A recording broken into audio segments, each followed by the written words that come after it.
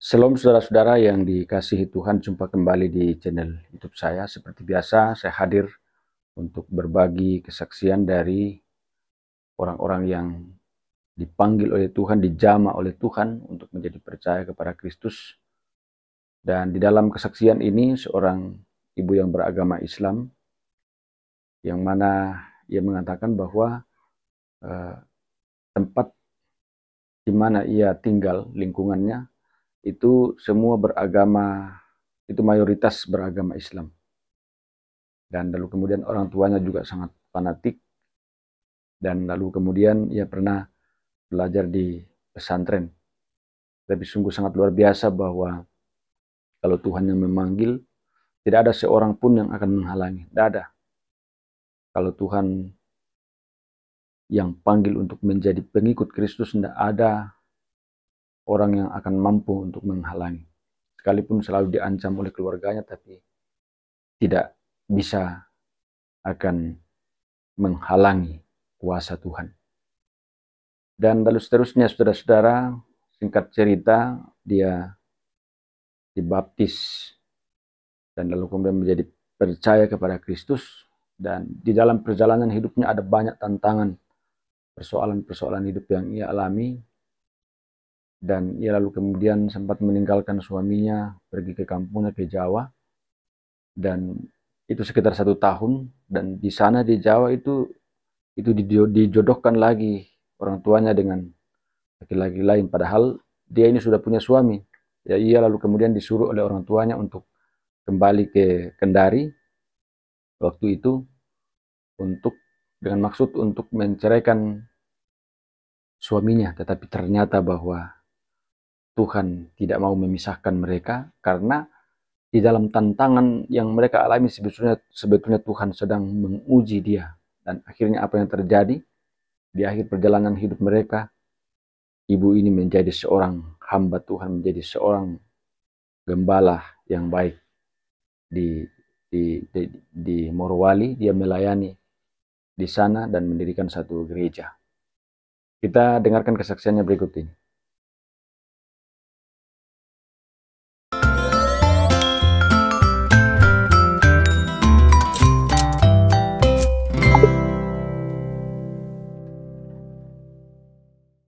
Puji Tuhan, nama saya Dini Novikasari.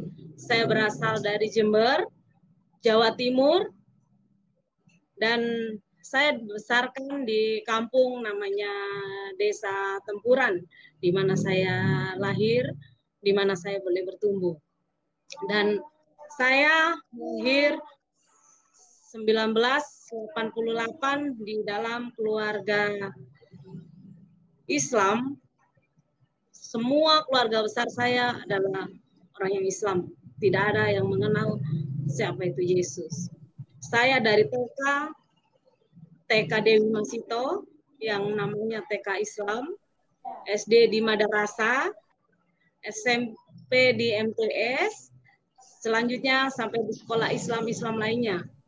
Jadi memang saya betul-betul tumbuh di keluarga yang membentuk karakter Islam saya sangat kuat, tidak pernah goyah, tidak pernah dikenalkan dengan ajaran-ajaran lain. Saya belajar mengenal Islam lebih dalam lagi dalam kehidupan saya. Saya mencintai agama saya taat dengan agama saya melakukan setiap perintah agama dengan tulus. Puji Tuhan. Dan saya tumbuh bersama dengan nenek dan kakek saya yang sekarang sudah almarhum. Kakek saya, dia adalah haji semua, keluarga dari kakek saya. Puji Tuhan, setiap di depan rumah itu ada masjid, dan setiap kali sholat itu kami diwajibkan untuk berjamaah. Jadi saya tidak pernah bolong sholat saya, mulai dari saya TK sampai saya menginjak remaja. Akhlak Islam yang diajarkan di dalam kehidupan saya sungguh-sungguh melekat. Sampai saya kemana-mana pun saya tidak pernah meninggalkan sholat 5 waktu di dalam kehidupan saya. Dan puji Tuhan, saya di kampung saya yang orang Kristen cuma 1 orang di kampung saya, dan semua orang memandang sebelah mata, semua orang tidak suka, semua orang membenci, termasuk saya.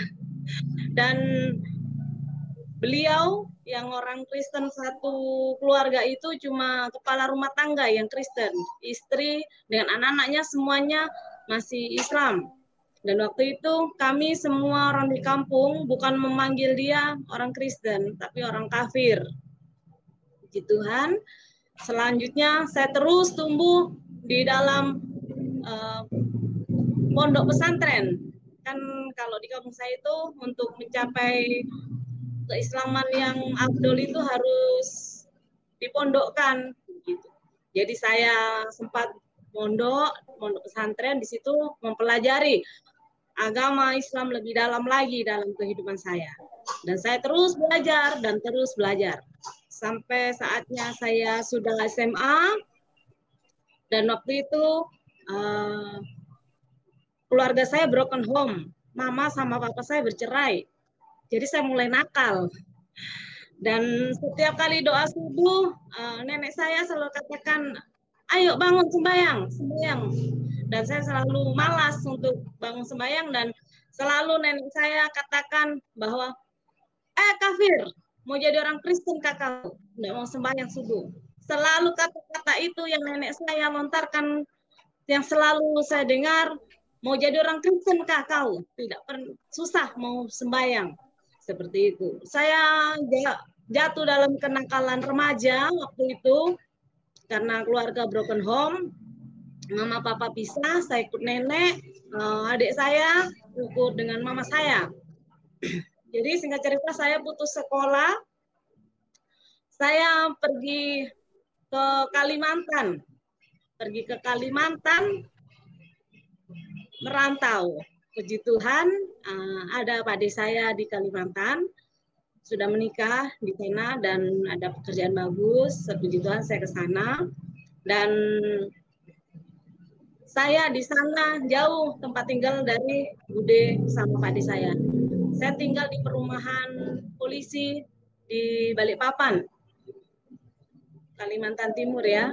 Jadi puji Tuhan di sana saya dikenalkan dengan keluarga yang mengenalkan saya kepada Yesus. Namanya keluarga Pak Samyanto, orang Surabaya, dan istrinya orang Manado, Tante Ellen. Melalui keluarga mereka yang penuh kasih pada sesama manusia, dengan sekeliling, dengan teman-teman, tidak pernah merendahkan orang lain walaupun mereka dalam keadaan ekonomi yang baik. Beliau tidak pernah memandang hina orang, justru mereka selalu menghormati, menghargai, dan selalu mengasihi. Dan saya tertarik dengan keluarga di sana, keluarga Om Samyanto, dan saya selalu bertanya, Om kan orang Jawa, kok Kristen sih? Kan orang Jawa jarang yang Kristen ya. Jadi puji Tuhan, dan beliau langsung menceritakan kesaksiannya pada saya. Ini kita tidak pernah tahu rencana Tuhan. Kita tidak pernah tahu maksud dan tujuan Tuhan dalam kehidupan. Saya juga tidak mau menjadi orang Kristen. Saya juga tidak mau menjadi pelayan. Saya mau menjadi orang biasa-biasa saja. Terus kenapa Om bisa masuk Kristen? Ini adalah rencana Tuhan. Jadi waktu itu beliau bercerita sama saya, ketika papanya meninggal, mamanya menikah lagi dengan orang Nasrani. Dan waktu itu beliau menentang sekali pernikahan mamanya, sampai beliau pergi ke Kalimantan.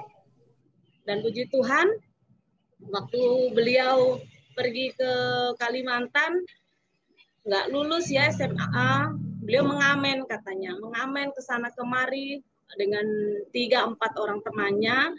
Dan ketika beliau mengamen, temannya yang 2 beroperasi untuk mencuri motor, sepeda, apapun yang ada. Jadi mengamen cuma sebagai modus saja, sejatinya mereka adalah pencuri. Dan terakhir kesaksiannya bahwa dia mencuri di tempatnya pendeta, dan pendeta itu tahu maksud tujuan dari Pak Samyanto datang mengamen, dan Pak Pendeta nggak marah, justru dia kasihkan kunci motornya. Dan kaget Pak Samianto katanya. Langsung dia pulang. Pas dia pulang, betulkan gitarnya, setel gitarnya, tiba-tiba bayangan putih besar ada di depannya dan berkata, datanglah padaku, akulah jalan kebenaran dan hidup. Yang dia dengar. Bahasa itu selalu terngiang-ngiang di Om Samianto, dan akhirnya dia tidak pernah tenang. Siapa ini tadi yang datang? Siapa? Dan selanjutnya dia datang lagi ke tempatnya Pak Pendeta dan melihat gambar Tuhan Yesus. Dia katakan, Pak, itu siapa? Gambar siapa? Tertawa Pak Pendeta di sana, dia katakan bahwa dia adalah Tuhan Yesus. Dia kemarin yang ketemu saya, ini dia yang ketemu saya. Dan Pak Pendeta katanya persilakan dia masuk. Dia bilang katanya, puji Tuhan, Tuhan telah datang dan memanggil kamu. Jadi kamu percaya ada rencana yang indah Tuhan bagi kamu. Dan Pak Samianto bilang, langsung menangis di situ. Siapa dia? Kenapa dia datang pada saya? Dia katakan, datanglah padaku, akulah jalan kebenaran dan hidup. Saya tidak kenal dia, saya tidak tahu dia. Kenapa dia datang dan mengatakan itu kepada saya? Saya ini benci orang Kristen, saya tidak suka dengan orang Kristen. Karena orang Kristen hidup saya hancur berantakan.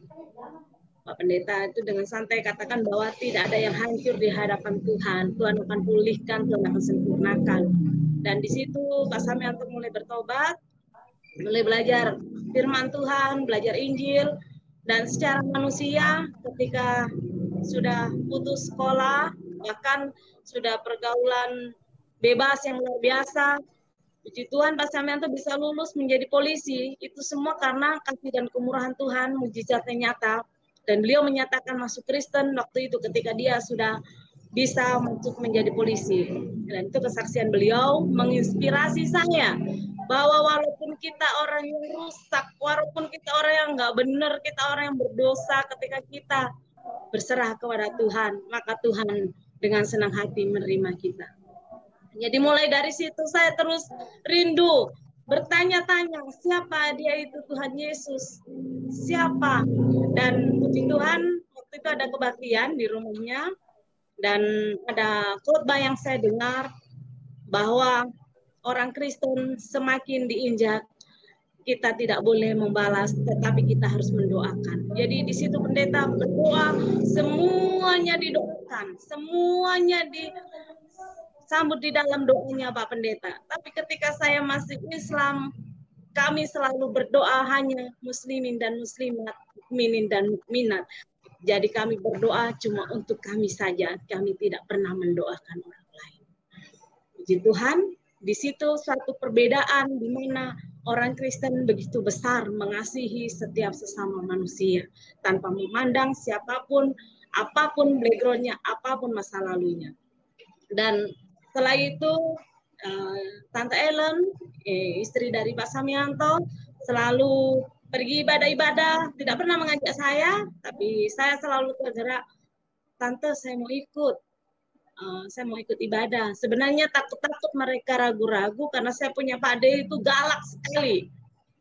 Tapi karena keinginan saya yang begitu kuat, sampai akhirnya saya diizinkan ikut-ikut pergi ibadah, mendengarkan khotbah-khotbah firman Tuhan yang membuat saya semakin tertarik kepada Yesus. Dan pulang ibadah waktu itu sore-sore kami duduk di ruang tamu, saya tanya, Tante, kenapa kalau saya mendengar pendeta khotbah ataupun saya mendengar pendeta berdoa, kenapa hati saya ini rasa mau menangis? Kenapa saya merinding? Kenapa berdiri saya, bulu saya berdiri semua? Kenapa kayak ada sesuatu yang bergerak di dalam hati saya? Dan beliau mengatakan bahwa itu adalah Roh Kudus yang menjamah hatimu. Saya percaya Dini, suatu saat kamu akan menerima Roh Kudus, entah kapan waktunya kamu akan menerima. Dan dari situ saya mengatakan tidak mungkin kalau saya mau menerima Tuhan, karena saya dari keluarga yang keras, dari keluarga yang dilarang, jangankan masuk Kristen, bergaul dengan orang Kristen saja, saya tidak boleh. saya makan ataupun datang di tempatnya orang Kristen itu pun dilarang dengan keluarga saya. Dalam hati saya tidak mungkin saya mau masuk Kristen. Dan puji Tuhan, pada saya tahu, saya ada yang melapor, saya sering pergi ibadah, saya sering pergi keluar dengan orang Kristen. Dibilang, ini anakmu sudah mulai mau jadi murtad.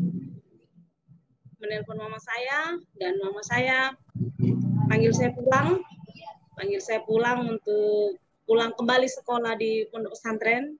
Puji Tuhan, saya masuk di satu pondok pesantren di Surabaya, tidak perlu saya sebutkan pondoknya, dan di situ saya sudah mengantongi bekal-bekal yang selalu ingin saya tanyakan kepada guru di dalam pondok pesantren. Dan waktu itu pondok pesantren itu kami kayak di villa-villa. Jadi khusus santriwati, perempuan-perempuan semuanya itu dijaga satu ustazah yang menjaga kami. Dan waktu itu ada, kalau saya tidak salah itu 7 villa yang ada di pondok itu. Dan satu ustazah itu ternyata adalah istri dari guru ngaji saya. Jadi guru ngaji atau Pak Ustadz atau Kiai yang mengajar kami itu ada 7 istrinya waktu itu. Dan di situ saya bertanya sama Ibu Ustazah, jadi kalau istri dari Pak Ustadz ini 7, kamu ridho, kamu ikhlas di madu dengan 7 istri. Beliau dengan air mata mengatakan tidak ada seorang istri yang ridho atau rela berbagi suami. Jadi di situ saya langsung berpikir bahwa ketika saya belajar di dalam ibadah-ibadah pernikahan, ibadah apapun yang bersama dengan Tante Ellen, selalu dikatakan bahwa tidak boleh menikah lebih dari 1. Jangan mengingini apapun milik temanmu. Jadi pernikahan kudus cuma 1 kali untuk selamanya. Jadi di situ perbandingan yang sungguh luar biasa bahwa pernikahan yang terjadi di agama saya, boleh seorang laki-laki menikah dari lebih dari 1 perempuan. Tapi di agama Kristen, laki-laki cukup 1 untuk menikah untuk selamanya. Di situ saya mulai berpikir bahwa ajaran Kristen adalah ajaran yang luar biasa. Dan waktu itu dikatakan bahwa akan ada pengajian yang mendatangkan ustadz yang berilmu tinggi. Jadi ketika kita kotor atau datang bulan, kita tidak bisa melihat beliau. Dan saya adalah orang yang keras. Saya adalah orang yang tidak percaya ketika saya tidak menyaksikan sendiri. Saya tidak gampang percaya dibilang bahwa dia orang yang hebat, yang sakti, yang suci, ketika saya tidak menyaksikan sendiri. Puji Tuhan, waktu itu di aula kita ada pertemuan pengajian dan saya masuk, lalu langsung setelah melakukan pengajian setengah pengajian, saya katakan bahwa siapa bilang kalau orang kotor tidak bisa melihat ustadz itu. Terus teman saya bilang katanya, kaget, loh Din, kamu lagi halangan? Saya jawab, iya, saya halangan. Langsung dia katakan bahwa astagfirullahaladzim, tidak boleh orang halangan masuk di tempat suci ini untuk mengikuti kegiatan pengajian. Langsung di situ saya ceplos, langsung saya bilang, oh begitu, pantas kalau orang lagi kotor, orang lagi halangan, tidak bisa melihat beliau, karena kita tidak diizinkan masuk. Jadi bagaimana kita mau lihat beliau ketika kita lagi kotor? Karena kita nggak boleh masuk di aula. Saudara yang terkasih, suatu bahasa yang ditanamkan ketika kita halangan perempuan, kita tidak bisa masuk dalam aula dan melihat orang suci yang dihadapkan dengan saya. Saya melihat dengan mata kepala saya sendiri, saya mengatakan bahwa itu adalah suatu kebohongan, bahwa tidak ada manusia yang suci bisa dilihat ataupun yang tidak bisa dilihat. Semuanya itu bohong. Dan saya sudah tidak nyaman di pesantren itu, dan dikatakan bahwa saya selalu membangkang. Setiap kali kami mau diajarkan apapun di pesantren itu, saya selalu membangkang. Karena apa? Karena saya melihat bahwa di dalam pesantren itu tidak ada damai sejahtera. Ada istri-istri yang selalu menangis, ada perempuan yang selalu sakit hati di dalamnya. Dan saya terus belajar di situ kurang lebih 2 atau 3 bulan.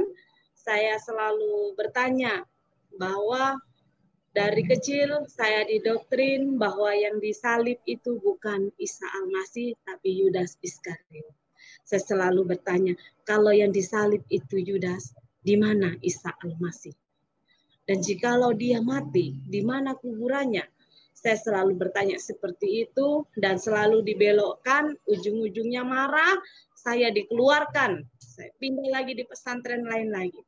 Sama juga, saya dengan pertanyaan saya dikatakan bahwa saya adalah cuma datang untuk mengacaukan atau saya menghasut untuk semua santri-santri yang ada di situ untuk tidak taat lagi kepada ajaran yang ada.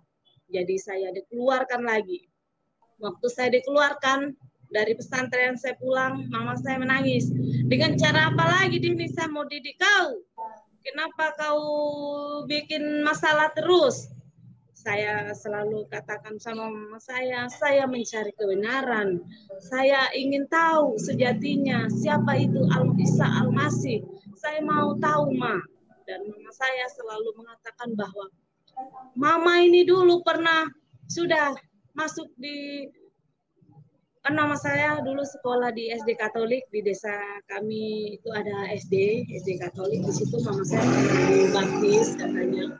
Dan beliau mengatakan bahwa Isa Al-Masih itu adalah nabi, sama dengan nabi-nabi yang lain. Mama ini sudah dibaptis, jadi mama menjelaskan sama kau bahwa Isa Al-Masih itu adalah nabi sama dengan 25 nabi yang kita imani. Tetapi dia dikutuk oleh Tuhan karena dia menuhankan dirinya ketika dia memiliki mujizat-mujizat, boleh menyembuhkan orang sakit, boleh menyembuhkan orang buta, boleh menghidupkan orang mati. Maka Isa Al-Masih ini menuhankan dirinya, maka dikutuk oleh Tuhan untuk dia tidak menjadi nabi lagi. Penjelasan dari mama saya. Tapi saya tidak terima, saudara, dan saya terus bertanya, akhirnya kami bertengkar. Jadi papa saya, Pak Sambung saya mengatakan bahwa kalian tidak akan pernah menemukan titik terang untuk berbicara siapa itu Tuhan, siapa itu Yesus, siapa itu Isa Al-Masih. Karena kalian akan bertengkar ketika kalian berbicara masalah itu. Dan jiwa saya tidak terima dengan penjelasan mama saya. Saya pergi ke luar negeri menjadi TKW, dan di sana yang saya tempati orang yang betul-betul Islam yang fanatik sekali. Jadi saya kembali di situ mendalami lagi agama Islam, untuk mencintai agama Islam saya waktu itu. Saya terus berusaha, saya melakukan sholat 5 waktu, sholat tahajud, sholat istiqoroh, sholat sunnah, pokoknya semua saya berdoa karena saya jauh dari orang tua, jauh dari keluarga, saya cuma sendiri. Dan puji Tuhan, 18 bulan saya di Singapura, saya minta pulang karena ada insiden, majikan saya jahat sekali, suka berkelahi, suka bertengkar, saya tidak tahan, saya pulang. Saya pulang ke Indonesia dan saya dijodohkan bude saya dengan suami saya, Pak Sudarmono, yang sudah bersaksi minggu lalu. Saya tidak pernah mengenal dia, saya tidak pernah ketemu, saya tidak pernah melihat dia. Waktu saya dijodohkan dan saya terima, mulai dari situ perjalanan kami kembali boleh dekat dengan Tuhan. Puji Tuhan, setelah itu kami, sebenarnya suami saya adalah dijodohkan dengan saya adalah orang yang sudah mapan, orang yang sudah nyaman, sudah punya segalanya. Tapi waktu itu Tuhan tidak inginkan kita dibentuk dari segi itu. Kami ada masalah dan akhirnya suami saya meninggalkan kampung, kita merantau di Kendari. Saya bersama-sama dengan suami saya ada di Kendari. Setelah itu mulai dari di Kendari kami sampai di rumahnya Papa tua atau Pak Ade dari suami saya. Saya tidak tahu kalau orang Kristen, karena mereka turunkan semua aksesoris Kristen yang ada di dalam rumahnya. Patung salib, pokoknya semuanya, gambar Tuhan Yesus, semuanya mereka turunkan karena mereka menjaga supaya kami betah di sana. Jadi, saudara yang terkasih, waktu itu kami datang di Kendari dengan modal yang besar, dengan uang yang banyak ketika kami ada di sana. Jadi waktu kita mulai usaha kami, perlahan-lahan Tuhan mulai menjamah hati kami.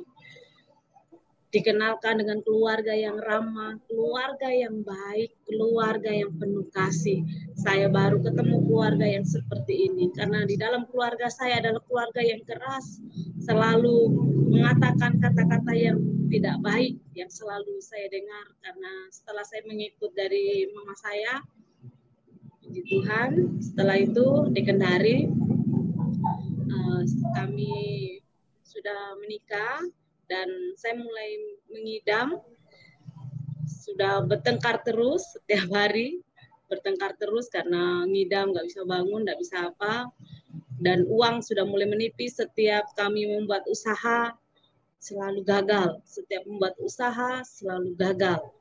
Dan waktu itu saya menjual pakaian, dan suami saya mengatakan bahwa ambil nih pakaian itu yang paling mahal, kamu pergi ikut pengajian-pengajian sama ibu-ibu di kompleks ini.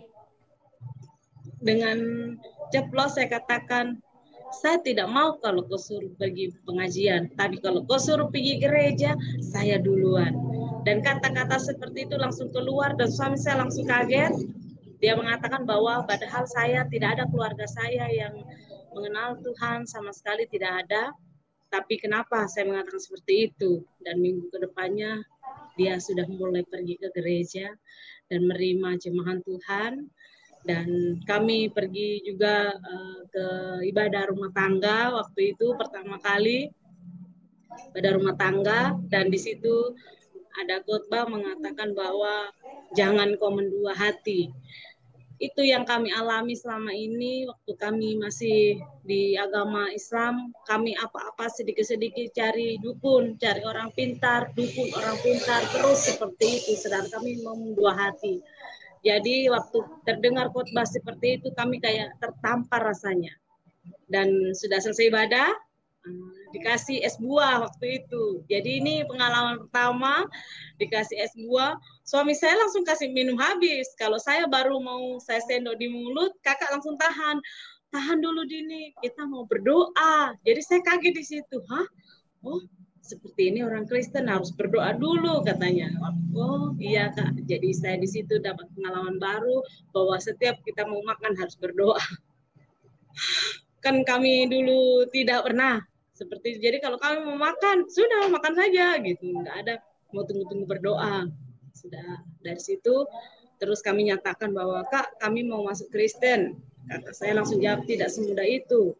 Kau sudah mengenal Yesus sampai mana? Kau sudah tahu Yesus itu siapa? Harus ada namanya pengenalan Yesus lebih dalam lagi. Ya puji Tuhan, saya terima.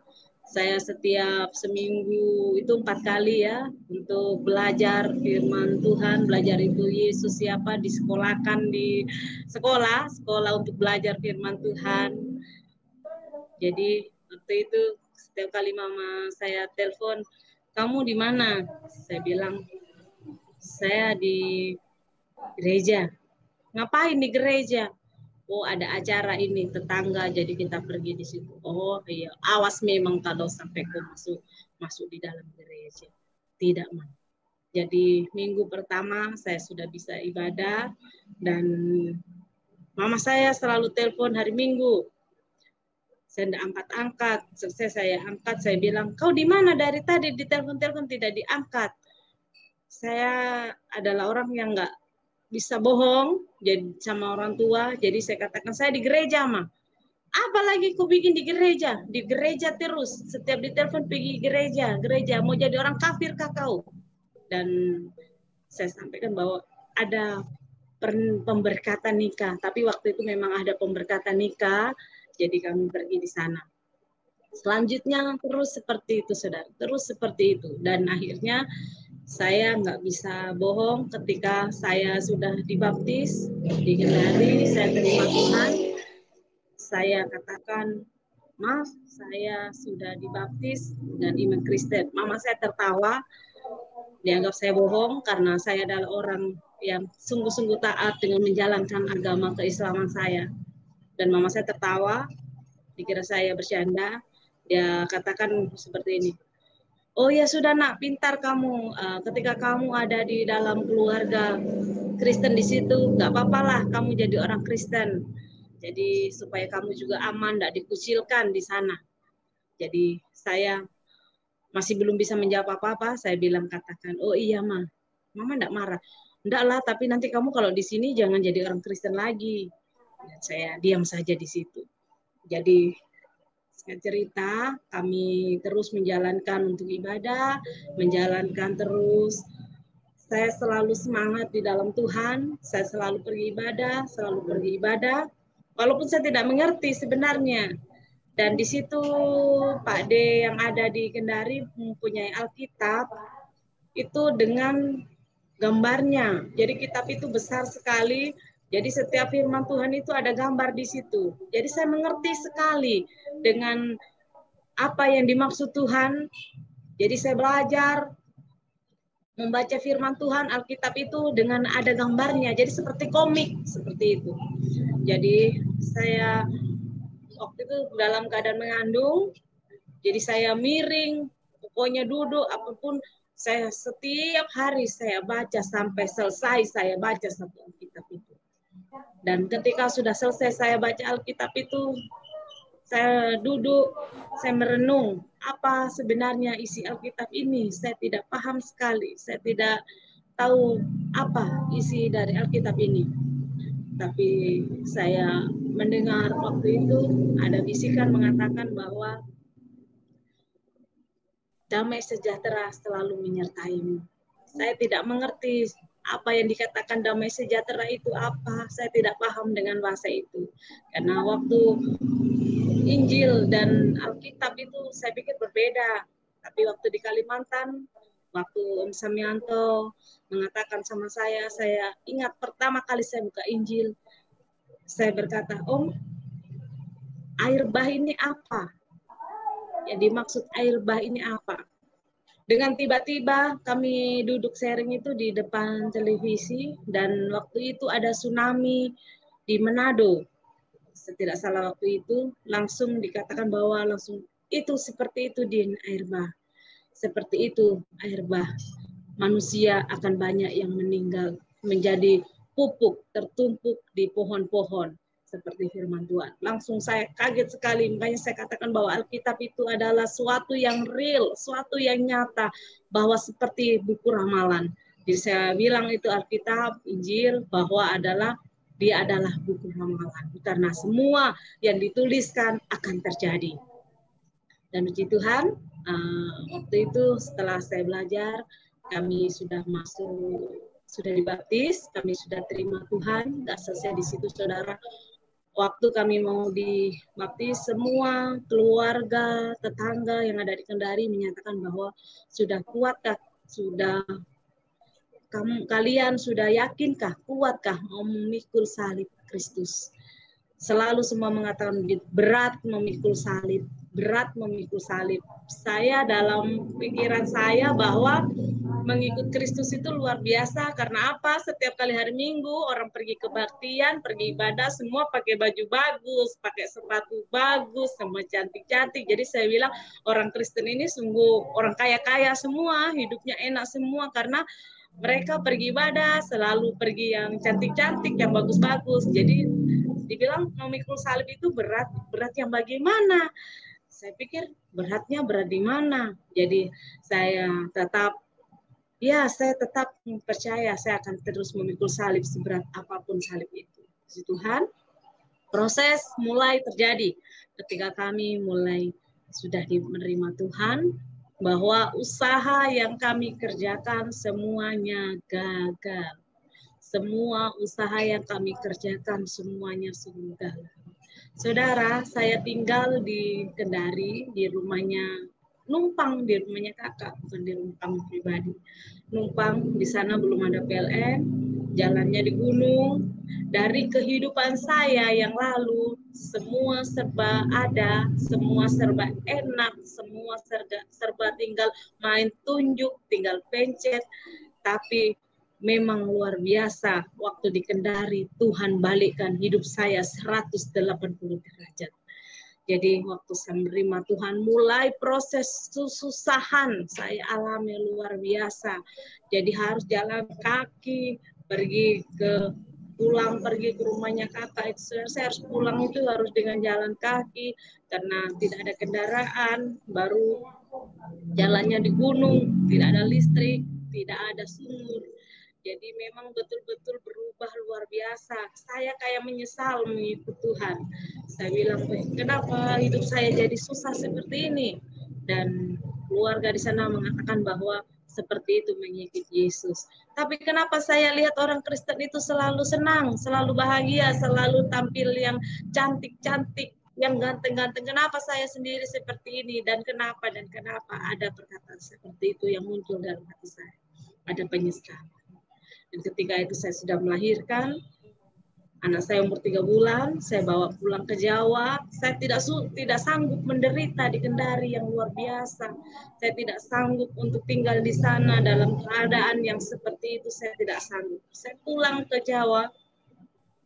Dan di Jawa, orang tua saya menyambut saya dengan senang hati. Dan di situ mulai saya pengaruh jahat lagi yang ada. Sudah saya tidak pernah ingat dengan Tuhan lagi. Jadi waktu itu mama saya, sebenarnya saya pertama masih kuat. Saya bilang itu Alkitab tidak koper di atas sendiri, langsung diambil sama budi saya. Di sini tidak boleh kau baca pakai Alkitab ini, karena tidak ada orang di sini orang yang Kristen. Saya bilang tidak mau, saya tetap mengikut Tuhan. Kalau begitu saya mau pergi saja dari rumah, saya tidak tinggal di sini lagi. Karena saking keluarga saya mencintai saya, sampai dia mengizinkan. Besoknya, 2 hari setelah itu, keluarga dari mama saya tahu bahwa saya masuk agama Kristen. Mereka datang, berondong di rumah, mencaci maki, mengata-ngatai bahwa percuma disekolahkan tinggi-tinggi di pesantren, tapi murtad juga.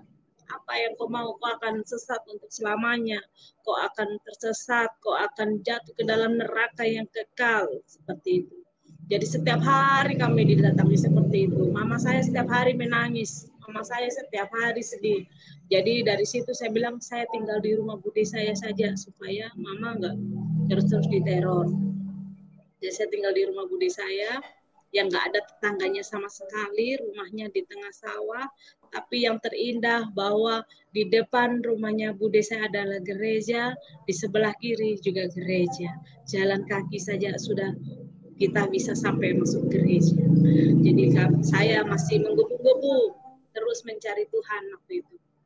Dan setelah berjalannya waktu, bahwa suami saya di Kendari masih proses Tuhan, bekerja nggak pernah ada hasilnya, justru hutang semakin banyak, justru dia tidak pernah memberikan nafkah yang layaknya diberikan suami pada istri. Dan di situ mama saya mulai marah, mengatakan bahwa suami yang tidak berguna, suami yang sudah tidak ada gunanya sama sekali, untuk apa dipertahankan. Kami berpisah 1 tahun dan saya dijodohkan mama saya ya dengan laki-laki yang mapan, yang masih single. Waktu itu sudah tunangan kami, dan saya mulai sakit di situ. Saya mulai sakit, muntah-muntah darah, tapi saya nggak pernah cek. Tapi akhirnya dokter menyatakan bahwa saya sakit jantung. Dan di situ karena laki-laki yang mau dinikahkan dengan saya adalah orang kaya, jadi bisa setiap kali pergi kontrol dengan berjuta-juta biaya yang dia keluarkan untuk mengobati saya, tidak pernah kunjung sembuh. Dan harus dipasang ring karena mengalami kebocoran. Saya punya jantung, sudah pasang ring. Mama saya katakan pergi di Kendari, minta cerai supaya kau menikah dengan dia. Dan saya katakan, orang Kristen nggak bisa bercerai. Orang Kristen susah bercerai. Mama saya dengan sombong sekali mengatakan bahwa tidak ada yang tidak bisa dengan uang. Semua bisa dengan uang. Seperti itu, dan saya mengikut apa mau mama saya walaupun saya ragu sebenarnya. Jadi saya kembali ke Kendari waktu itu masih dalam keadaan sakit jantung, dijemput di bandara. Yang lebih membuat saya lagi kaget luar biasa, jadi suami saya itu sudah hitam sekali, rambutnya panjang, karena dari pagi sampai malam itu kerjanya di sawah, dan saya di Jawa dikelilingi dengan cowok-cowok ganteng waktu itu. Jadi saya melihat suami saya itu sudah ilfil sekali rasanya mau sampai langsung mau pulang lagi. Tapi suami saya melihat keanehan saya mengatakan bahwa saya di sini cuma 1 minggu, selesai urusan saya pulang. Dan suami saya kaget, dia katakan bahwa pasti ada sesuatu. Jadi pulang kami, dan saya tidak pernah simpan HP saya di bawah karena saya takut tunangan saya menelpon saya. Saya istri yang sungguh kurang ajar sekali, di mana masih bersuami, tapi saya menerima tunangan laki-laki lain. Puji Tuhan. Setelah itu suami saya selalu katakan, kenapa kamu tidak pernah simpan HP-mu? Saya langsung jawab sama dia, saya bilang, nanti kalau pacar saya telepon atau SMS, aku baca lagi. Dikira saya bercanda, padahal seperti itu. Jadi setiap hari menelpon. Jadi 1 tahun kami nggak pernah ketemu. Suami saya itu, saya ketemu pun saya tidak pernah mau tidur sama-sama. Saya selalu kunci pintu, dan dia tidak pernah marah. Tidak pernah marah. Jadi saya bilang, kasihan, sabar sekali sebenarnya. Tapi tidak punya uang, jelek lagi. Jadi siapa mau? Nah, seperti itu. Kedagingan saya mulai meronta. Saya tidak terima lagi. Puncaknya saya tertidur, dia lihat saya punya SMS dan foto-foto di HP.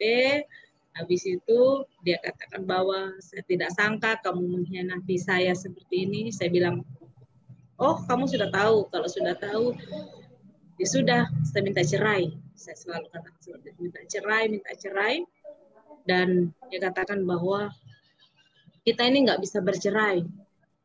Kita sudah dipersatukan Tuhan, tidak bisa diceraikan manusia. Kata siapa nggak bisa? Bisa, dengan uang apapun bisa. Dan di situ suami saya selalu katakan, oke, kalau kamu minta cerai, kita ketemu pendeta, karena kita diberkati di gereja, kita akan ketemu. Tapi saya selalu takut untuk ketemu Pak Pendeta. Jadi kalau Pak Pendeta lewat itu selalu sembunyi. Saya selalu sembunyi, selalu takut. Tapi hubungan rumah tangga kami sudah nggak seharmonis dulu. Jadi saya itu jarang bicara dengan suami saya. Jadi seperti itu, Pak Pendeta datang, saya selalu kabur. Seperti itu. Dan waktu malam, saya bermimpi bahwa Tuhan mengatakan, Tuhan ini di atas gunung, kita ini di bawah, di lembah, banyak sekali kita. Dan Tuhan di atas gunung, dia mengatakan ada pagar-pagar dari awan, dan Tuhan mengatakan bahwa inilah jalan menuju ke rumah Bapa. tidak satu orang pun bisa datang tanpa melalui aku. Itu Tuhan mengatakan. Kalau kalian mau masuk ke dalam kerajaan surga, kalian harus minta ampun dengan orang yang kalian sakiti. Orang yang kalian sakiti ada di sebelah kanan kalian.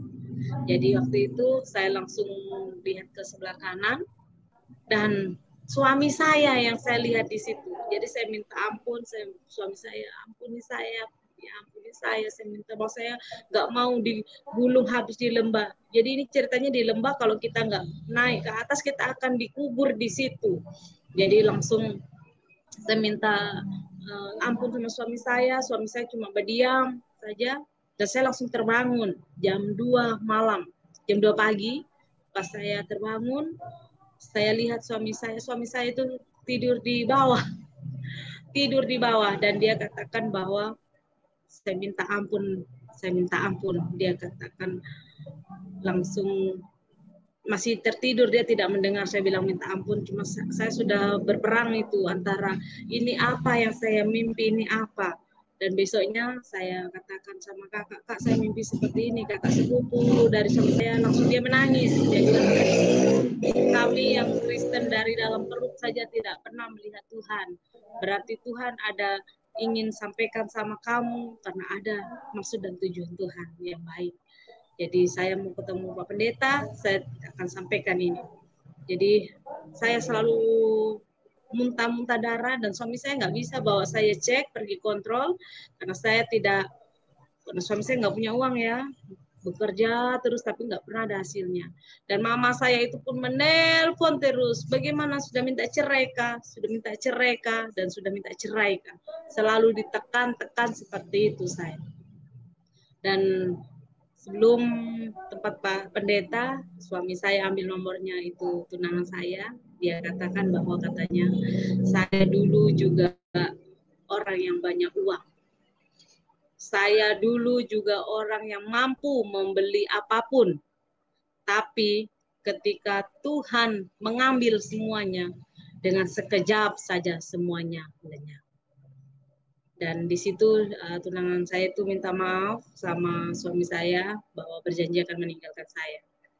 Dan saya pun sudah mau ketemu Pak Pendeta, saya mengakui semua dosa-dosa saya menangis, didoakan di situ, sampai kata-kata Pak Pendeta terus terngiang-ngiang di telinga saya sampai saat ini. Ada maksud dan tujuan yang luar biasa, Papi dan Maminya Abel akan dipakai Tuhan. Didoakan sakit saya berangsur-angsur pulih, jantung saya berangsur-angsur membaik, dan puji Tuhan selang 15 hari kalau saya tidak salah, ada dokter dari Jerman waktu itu bikin KKR di Kendari. Kakak saya mengatakan bahwa ayo kita cek, pergi jantungmu mumpung gratis, dia bilang begitu. Dan saudara, yang mujizat yang luar biasa yang Tuhan nyatakan dalam hidup saya, bahwa jantung saya telah sembuh. Bukan Tuhan sembuhkan saya punya jantung, tapi Tuhan ganti yang baru. Tidak ada sedikit pun lecet, tidak ada sedikit pun bekas luka, tidak ada sedikit pun apapun yang mengganggu jantung saya. Semua normal kembali seperti baru. Luar biasa. Tuhan Yesus begitu mencintai saya, mengasihi saya, walaupun saya sudah tersesat meninggalkan Dia. Jadi habis itu saya kembali sama suami saya minta maaf, minta ampun, karena terngiang-ngiang di hati saya berjanji di hadapan Tuhan bahwa saya akan mendampingi suami saya waktu sehat dan sakitnya, waktu kaya dan miskinnya, itu saya harus bertanggungjawabkan di hadapan Tuhan. Di Tuhan, setelah saya berbalik kepada suami saya, mama saya menelpon lagi, saya bilang, Ma, minta maaf, saya nggak bisa meninggalkan suami saya. Saya mencintai dia, dan saya sudah berjanji akan mendampingi dia selamanya. Dan mama saya bilang, cinta, cinta, cinta. Hidup susah saja masih cinta, cinta. Kalau kau punya susah apa-apa, mau butuh apa-apa nanti, makan itu cintamu. Tidak usah minta tolong lagi sama orang tua. Dikasih jalan keluar, malah mau hidup susah. Saya mengatakan seperti itu, dan dengan hati yang beriman saya katakan bahwa Iya, Ma, terima kasih dan saya minta maaf. Semoga saya tidak akan pernah minta tolong lagi sama Mama, nggak pernah mengganggu Mama, nggak pernah menyusahkan Mama. Jadi saya patah kartu saya 1 tahun tidak komunikasi dengan orang tua saya. Kembali saya mengalami proses sudah proses rumah tangga, proses ekonomi, proses penyakit, proses ekonomi, semua kami sudah alami. Jadi kami kembali merangkak di dalam kehidupan kami. 1 minggu kalau dapat uang 5.000 itu bersyukur sekali. Jadi makan pun beras 2 liter itu harus jadi 1 minggu. Jadi 1 hari itu saya harus masak cuma 1 gelas. Dan suami saya kan menanam melon, semangka, dan sayur. Jadi kami makan terus dari sayur itu, dan pernah habis beras saya tidak pernah mengeluh dengan orang lain. Kakak kiri ada, tapi saya tidak pernah mengeluh. Saya katakan bahwa masih ada ke ubi di belakang. Saya bilang ada, habis beras kita makan ubi saja. Jadi waktu itu saudara anak saya itu minum susu. Anak saya minum susu, dan kami nggak bisa beli susu, sedangkan susu kaleng saja kami berat sekali untuk beli. Dan kalau beli gula kopi, suami saya itu minumnya kopi tok, nggak pakai gula, jadi gulanya saya pakaikan untuk anak saya. Tapi luar biasanya Tuhan menyertai kehidupan kami selalu sehat. Walaupun anak saya nggak minum susu, anak saya selalu sehat. Suami saya juga selalu kuat. Kami tinggal di Kendari itu numpang, jadi lantainya itu tanah, atapnya rumbia, rumahnya bolong-bolong. Tapi dengan sukacita saya tinggal di situ, saya tidak pernah mengeluh. Saya berdoa terus pada Tuhan, Tuhan ampuni kami. Kami percaya proses yang kami alami akan membawa kami dalam setiap langkah kami semakin dekat kepadamu. Jadi saya semakin semangat kepada Tuhan, walaupun kami menderita secara jasmani, tidak mampu untuk melewati yang kami alami. Secara manusia kami tidak sanggup untuk mengalami proses yang Tuhan berikan dalam kehidupan kami. Puji Tuhan, suami saya kembali mau bangkit, berbisnis kembali, menjual jeruk dari Kendari dibawa ke Jawa, dari Kendari dibawa ke Jawa, tapi bukan berhasil, tapi semakin bangkrut dan hutang banyak sekali. Jadi saya sudah tidak bisa berkata lagi, dan rumah yang kami tinggali itu tanah kan kami beli, jadi kami jual tanah itu untuk bayar utang, itu pun kurang. Jadi kembali saya numpang di rumahnya orang, dan suami saya pergi di Morowali ini untuk mencari berkat Tuhan. Puji Tuhan, di sini Tuhan nyatakan kuasanya. Suami saya sudah pertama datang ke sini, ke Bungku, tidak ada yang dikenal, dan waktu itu adalah Natal bersama kami, dan kami harus terpisah karena ketika kalau suami saya tinggal bersama, kami tidak punya uang, tapi kalau suami saya pergi, nah ini hari Natal. Tapi kita percaya ini proses Tuhan, kami terpisah. Natal pertama kami itu bersama, kami terpisah. Dan suami saya di Morowali, selang 3 bulan saya juga kembali ikut ke Morowali. Dan puji Tuhan, setelah di Morowali, Tuhan memberkati kami di dalam pekerjaan kami. Tuhan boleh izinkan mulai perlahan-lahan Tuhan pulihkan. Tapi ketika kami terpuruk, keluarga dari suami saya, keluarga saya, semuanya sungguh-sungguh membenci kami, sungguh-sungguh tidak menyukai kami tidak dianggap ada, kami tidak dianggap seperti manusia. Itu mengikut Tuhan. Jadi selalu saya berkuat hati mengatakan bahwa Tuhan Yesus saja mengalami penderitaan seperti ini, apalagi cuma kami manusia. Jadi saya berkuat di dalam Tuhan seperti itu. Ketika suami saya mau menelpon orang tuanya lewat adiknya tidak pernah kasihkan. Ketika saya juga ingin menelpon, tidak pernah ada namanya diberikan kesempatan, karena mereka tidak pernah menganggap kami ada. Puji Tuhan, saya selalu berdoa kepada Tuhan, Tuhan berikan kami pemulihan sehingga kami Tuhan boleh menjadi pelayan-Mu. Saya tidak ingin kaya Tuhan, tapi saya mau menjadi berkat bagi orang lain. Itu doa kami. Kami mulai di situ melayani Tuhan. Gereja pertama, sisa dari kerusuhan, Poso, kami mulai melayani di situ. Dan bukan sedikit lagi tantangan yang ada kami alami. Saya selalu datang teror, orang teror terus, tidak boleh ada gereja di sini, tidak boleh ada gereja di Bohodopi. Tapi saya terus berjuang untuk membangun rumah Tuhan di Morowali ini. Setiap hari saya keluar dikatakan bahwa di depan rumah saya sudah digantung karung kosong, dikatakan bahwa di sini akan ada diisi kepalamu. Saya tidak takut, saya tidak gentar karena saya imani bahwa Tuhan mengatakan tak sehelai pun rambut jatuh tanpa seizin Tuhan.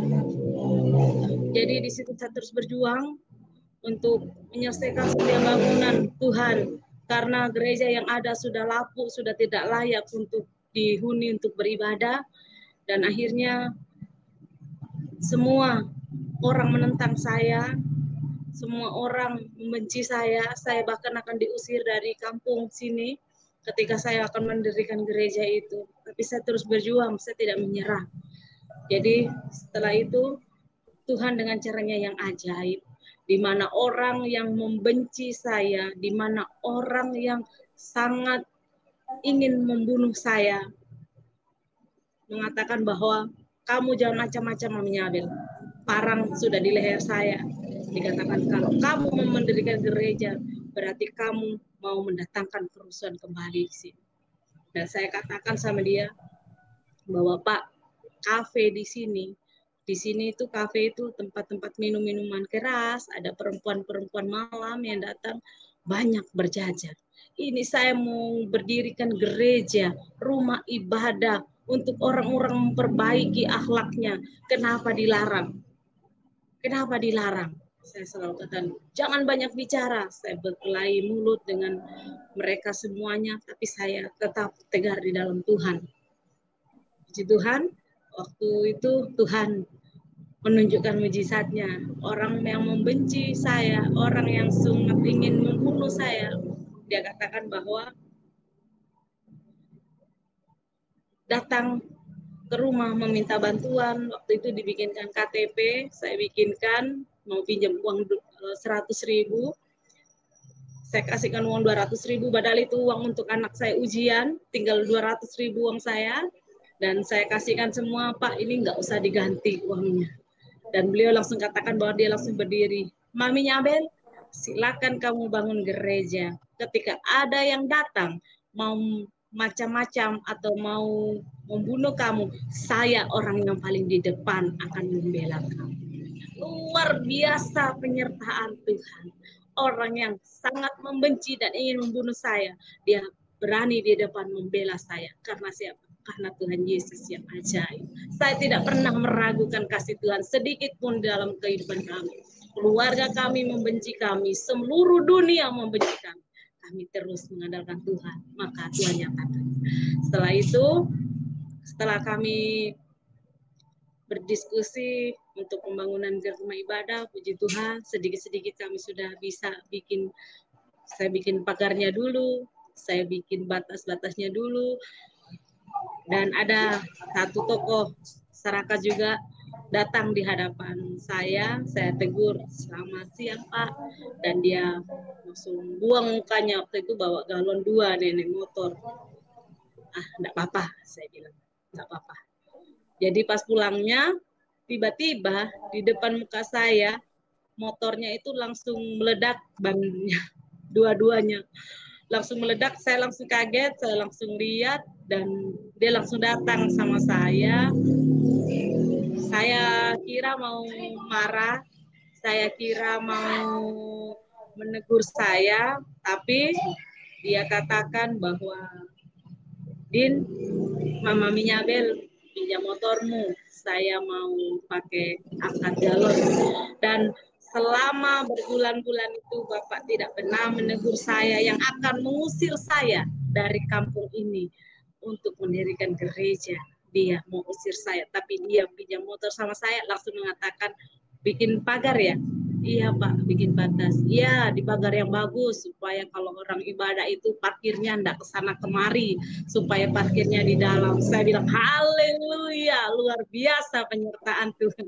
Dengan secara langsung dia mengizinkan saya bisa mendirikan gereja di kampung ini dengan tidak ada halangan. Satu persatu musuh yang ada di depan Tuhan bikin berteguh lutut karena Tuhan Yesus adalah yang luar biasa dalam kehidupan. Saya tidak pernah mundur sejengkal pun. Saya tidak pernah takut dengan apapun. Karena saya percaya Tuhan ada di pihak saya.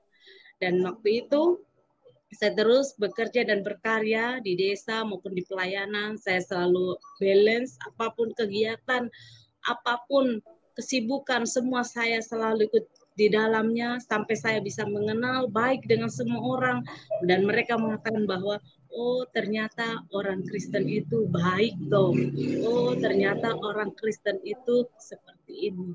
Dan puji Tuhan saya bisa menjadikan karakter Kristus yang penuh kasih dalam kehidupan kami. Kami selalu menolong orang walaupun kami dalam kesusahan. Kami selalu memberi walaupun kami di dalam kekurangan. Dan waktu itu kami sudah mulai diberkati secara ekonomi kami dan berangsur-angsur keluarga semuanya kami bisa buktikan bahwa kami akan dipulihkan secara ekonomi oleh Tuhan dan mulai saya berikan mereka bantuan, kami selalu kirim-kirim uang, kami selalu buktikan dan puji Tuhan adik-adik suami saya, kakak, orang tua saya terutama semua mereka mengatakan bahwa minta maaf Natal kami pertama Mama saya itu ulang tahunnya pas 25 Desember, pas hari Natal. Jadi pas malam itu kami bikin buras, saya ucapkan Mama selamat ulang tahun, dan beliau langsung menangis, langsung katakan selamat Natal anakku. Itu kado yang luar biasa. Di hari Natal kami pertama, suami saya langsung bersaksi bahwa orang tua kami sudah menerima Tuhan dan mengucapkan selamat Natal. Puji Tuhan, terus Tuhan bekerja dalam kehidupan kami, semakin kami diberkati luar biasa di dalam perekonomian kami, semakin hari semakin luar biasa, semakin hari semakin luar biasa Tuhan, akhirnya kami bisa di tempat ini, bisa bekerja, menghasilkan uang yang luar biasa, dibilang luar biasa untuk bisa memberkati semua orang, keluarga terutama, pelayanan, puji Tuhan, kami lakukan secara sama. Dan sekarang 14 tahun mengikut Tuhan, Tuhan telah memanggil kami sebagai gembala, memegang sidang jemaat, semua karena kasih dan kemurahan Tuhan. Dan orang tua, keluarga besar kami sudah menerima setiap mujizat dan kebaikan Tuhan. Setiap ada yang sakit, mereka minta didoakan. Setiap ada masalah, mereka minta didoakan. Mereka percaya, mengatakan bahwa minta doa kepada Tuhanmu untuk kami yang ada di sini supaya kami selalu sehat dan kuat. Langsung saya balik bertanya, kenapa dengan Tuhannya Mama? Tuhanmu lebih mendengarkan setiap doa dan mengabulkan setiap doanya. Langsung saya bilang lagi, Tuhan bisa Mama temui walaupun Mama bukan orang Kristen. Karena Tuhan mau orang yang percaya kepada Dia sehingga mujizatnya boleh terjadi. Puji Tuhan, keluarga besar saya saat ini sungguh menyayangi kami, mengasihi kami. Kami sekarang di dalam perekonomian yang baik, di dalam kesehatan yang baik, di dalam rumah tangga yang baik. Kami percaya kasih dan kemurahan Tuhan akan terus tercurah dan kami terus melayani Tuhan. Saat ini pelayanan kami ada di Morowali dan kami terus melayani Tuhan, bukan di cuma zona aman, khotbah di dalam gereja, tapi kami pergi keluar untuk menjangkau jiwa-jiwa yang belum kenal Tuhan. Puji Tuhan, sejauh pelayanan kami sampai saat ini, Tuhan membekali kami dengan karunia yang luar biasa. Kami diperhadapkan dengan orang-orang yang sakit penyakit, terkena dotis, santet, guna-guna, segala macam apapun. Puji Tuhan, hanya dengan doa dan puasa kami bisa menyembuhkan karena Tuhan Yesus ada di pihak kami. Kami bersyukur Kami dipakai Tuhan sampai saat ini, kami akan terus melayani Tuhan sampai Tuhan memanggil kami tetap setia untuk melayani Tuhan. Dan tidak henti-hentinya, walaupun capek, walaupun sakit, walaupun dalam keadaan yang nggak stabil, tapi kami selalu mendulukan kepentingan untuk Tuhan, prioritas dan yang utama dalam kehidupan kami hanya untuk melayani Tuhan. Yang mengikut Tuhan tidak pernah sia-sia dan tidak pernah salah. Tuhan tidak pernah gagal untuk memberkati kehidupan kita semua. Tuhan tidak pernah gagal untuk melakukan perbuatan yang nyata. Mujizat bisa terjadi ketika kita percaya kepada Tuhan. Konflik yang ada, masalah yang ada, itu akan membuat kita bertumbuh. Mari semua bagi orang yang mendengarkan kesaksian saya, mendengarkan cerita saya, bahwa semua tidak bisa sampai kepada Bapa tanpa melalui Dia, Tuhan Yesus Kristus, yang akan membawa kita ke dalam kerajaan surga penuh dengan keselamatan. Terima kasih, ini kesaksian dari. Demikian kesaksian ini saudara-saudara, semoga dapat bermanfaat dan Tuhan Yesus memberkati.